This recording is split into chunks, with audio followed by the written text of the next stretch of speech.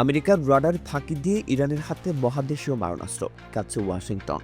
আমেরিকার সমস্ত রাডার আর স্যাটেলাইটকে ফাঁকি দিয়ে উত্তর কোরিয়ার সরাসরি সহায়তায় ইরান এমন এক মারণাস্ত্র তৈরি করে ফেলেছে যা এই মুহূর্তে আমেরিকার মূল ভূখণ্ড জ্বালিয়ে দেওয়ার অপেক্ষায় দাঁড়িয়ে আছে। আন্তর্জাতিক সামরিক সাময়িকী 1945-এর প্রতিবেদন এবং পরমাণু বিস্তার বিশেষজ্ঞ ডক্টর ব্রুস ই ব্যাকটল জুনিয়রের দেওয়া অকাট্য তথ্য থেকে জানা যাচ্ছে, ইরান আন্তঃমহাদেশীয় ব্যালিস্টিক ক্ষেপণাস্ত্র বা আইসিবিএম তৈরির একেবারে চূড়ান্ত সীমায় পৌঁছে গেছে। হোয়াইট হাউস এতদিন নিজেদের এই বলে সান্ত্বনা দিত যে তেহরানের হাতে ওয়াশিংটন বা নিউ ইয়র্কে আঘাত হানার মতো কোনো প্রযুক্তি নেই, কিন্তু ডক্টর ব্যাকটলের দেওয়া তথ্য বলছে সম্পূর্ণ ভিন্ন কথা। উত্তর কোরিয়া অত্যন্ত গোপনে ইরানকে প্রায় ৮০ টন শক্তির বিশাল রকেট বুস্টার প্রযুক্তি সরবরাহ করেছে এবং ঠিক এই একই প্রযুক্তি ব্যবহার করেই উত্তর কোরিয়া তাদের কুখ্যাত হওয়াসং ১৫ আইসিবিএম তৈরি করেছিল। এই ভয়ঙ্কর মিসাইলের পাল্লা প্রায় ৮,০০০ মাইল, যার অর্থ হলো ইরান থেকে ছোড়া একটি মিসাইল এখন সরাসরি যুক্তরাষ্ট্রের যে কোনো প্রান্তে আঘাত হেনে সবকিছু জ্বালিয়ে ঝলসে দিতে পারে। এই আন্তঃমহাদেশীয় মিসাইল প্রকল্পের মেরুদণ্ড হলো RD ২৫০ মডেলের অত্যন্ত শক্তিশালী এবং ভয়ঙ্কর একটি ইঞ্জিন। দীর্ঘপাল্লার ভারী ক্ষেপণাস্ত্রকে পৃথিবীর বায়ুমণ্ডল ভেদ করে মহাকাশ দিয়ে হাজার হাজার মাইল দূরের লক্ষ্যবস্তুকে পৌঁছে দিতে এই ইঞ্জিন প্রচণ্ড মাত্রার ঊর্ধ্বমুখী ধাক্কা তৈরি করে। ডক্টর ব্যাকটলের গবেষণায় উঠে এসেছে অন্তত ২০১৩ সাল থেকে উত্তর কোরিয়া অত্যন্ত গোপনীয়তার সাথে ইরানকে এই রকেট প্রযুক্তি উন্নয়নে সরাসরি সহায়তা করে আসছে। সবচেয়ে আশ্চর্যের বিষয় হলো ২০১৫ সালের দিকে যখন ইরানের পারমাণবিক চুক্তি বা JCPOA নিয়ে পুরো বিশ্বের সাথে আন্তর্জাতিক আলোচনা চলছিল, ঠিক সেই সময়েই উত্তর কোরিয়া থেকে ইরানে কয়েক দফায় এই উন্নত মিসাইল প্রযুক্তি এবং সরঞ্জাম পাঠানো হয়েছিল। আমেরিকা যখন কূটনৈতিক আলোচনার টেবিলে বসে নিজেদের জয়ী ভাবছিল, ইরান তখন ভেতরে ভেতরে আমেরিকাকে ধ্বংস করার মূল অস্ত্রটি প্রস্তুত করে ফেলেছিল। পরবর্তীতে ২০১৬ সালে মার্কিন ট্রেজারি বিভাগ এই সামরিক প্রযুক্তি বিনিময়ের বিষয়টি জানতে পারে এবং ইরান ও উত্তর কোরিয়ার বেশ কয়েকটি ব্যক্তি ও প্রতিষ্ঠানের উপর কঠোর নিষেধাজ্ঞা আরোপ করা হয়। কিন্তু আমেরিকার সেই কাগজের নিষেধাজ্ঞা এই প্রযুক্তি হস্তান্তর এক মুহূর্তের জন্য আটকে রাখতে পারেনি।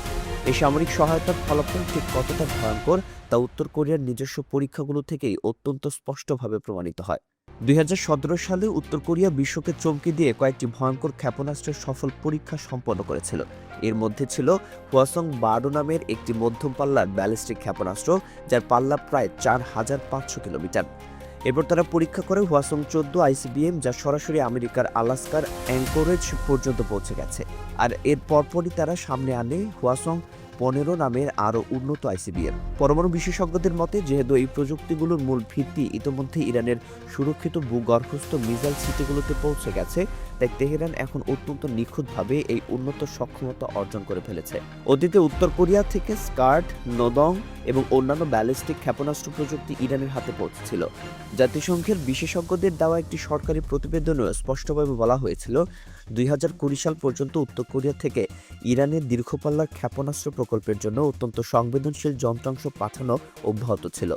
এই সুনির্দিষ্ট তথ্যের পর ডোনাল্ড ট্রাম্প এখন দিশেহারা হয়ে পড়েছেন। আমেরিকার মূল ভূখণ্ডের দিকে তাক করে আইসিবিএম প্রস্তুত রাখার পাশাপাশি ইরান এখন সরাসরি ময়দানে মার্কিন স্বার্থের উপর বিধ্বংসী আঘাত হানতে শুরু করেছে।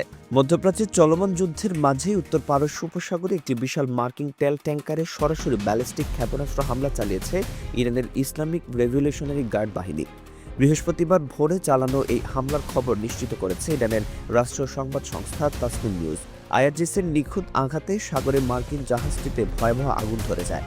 এই ঘটনার পরপরই IRGC এক সরকারি বিবৃতিতে অত্যন্ত কঠোর ভাষায় জানিয়ে দিয়েছে, যুক্তরাষ্ট্র, ইসরায়েল এবং তাদের সমর্থনকারী ইউরোপীয় দেশগুলোর কোনো সামরিক বা বাণিজ্যিক জাহাজকে এই সমুদ্রপথ দিয়ে চলাচল করতে দেওয়া হবে না।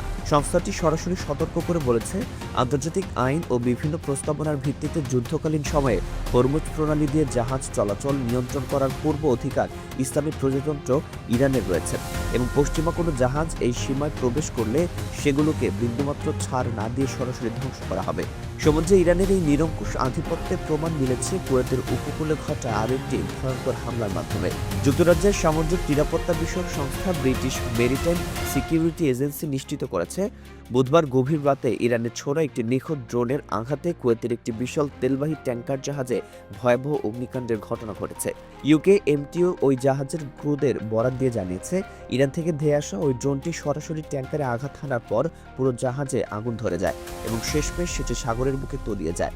বর্তমানে ডুবে যাওয়া ওই কার্গো জাহাজটি থেকে বিপুল পরিমাণ তেল সাগরে ছড়িয়ে পড়ছে এবং ইউকে স্পষ্ট জানিয়েছে, ড্রোনের আঘাতেই যে এই জাহাজটি ধ্বংস হয়েছে তার যথেষ্ট এবং অকাট্য প্রমাণ তাদের হাতে রয়েছে। স্থলভাগেও ইরানের এই ভয়ঙ্কর আঘাতের মাত্রা তীব্র থেকে তীব্রতর হচ্ছে। আজ ভোরে ইরান সরাসরি ইসরায়েলকে নিশানা করে একের পর এক শক্তিশালী ব্যালিস্টিক ক্ষেপণাস্ত্র ছুড়েছে।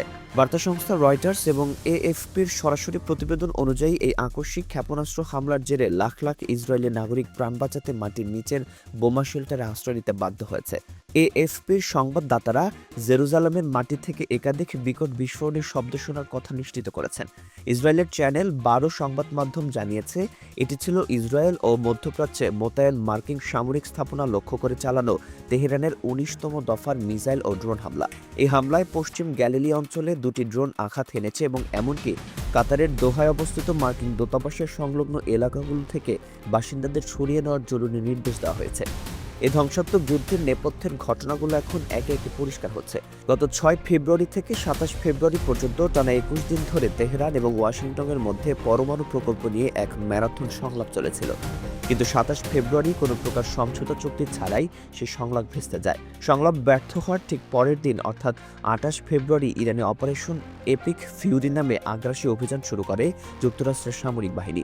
ওয়াশিংটনের সঙ্গে তাল মিলিয়ে ঠিক একই সময়ে ইরানে অপারেশন রোরিং লায়ন নামে সামরিক অভিযান শুরু করে দখলদার ইসরায়েল। আজ টানা 6 দিন ধরে ইরানের বুকে এই ভয়াবহ যুদ্ধ চলছে। মার্কিন যুক্তরাষ্ট্রের এই আগ্রাসনের জবাবে ইরানের উচ্চপদস্থ সামরিক কর্মকর্তা এবং সেনাবাহিনীর খাতামুল আনবিয়া সেন্ট্রাল হেডকোয়ার্টার্সের deputy commander general Kiumars Heydari Tasnim নিউজকে দেওয়া এক সাক্ষাৎকারে অত্যন্ত সুস্পষ্ট এবং কড়া জবাব দিয়েছেন। জেনারেল হায়দারি বিশ্ব গণমাধ্যমের সামনে অত্যন্ত দৃঢ়তার সাথে জানিয়েছেন, যুক্তরাষ্ট্র এবং ইসরায়েলের সঙ্গে যুদ্ধ ঠিক কতদিন চলবে তা নিয়ে ইরান বিন্দুমাত্র দুশ্চিন্তা করছে না। ইরানের এই কঠিন আত্মবিশ্বাসের মূল কারণ হলো তাদের টানা 8 বছর ধরে যুদ্ধ করার বাস্তব অভিজ্ঞতা রয়েছে।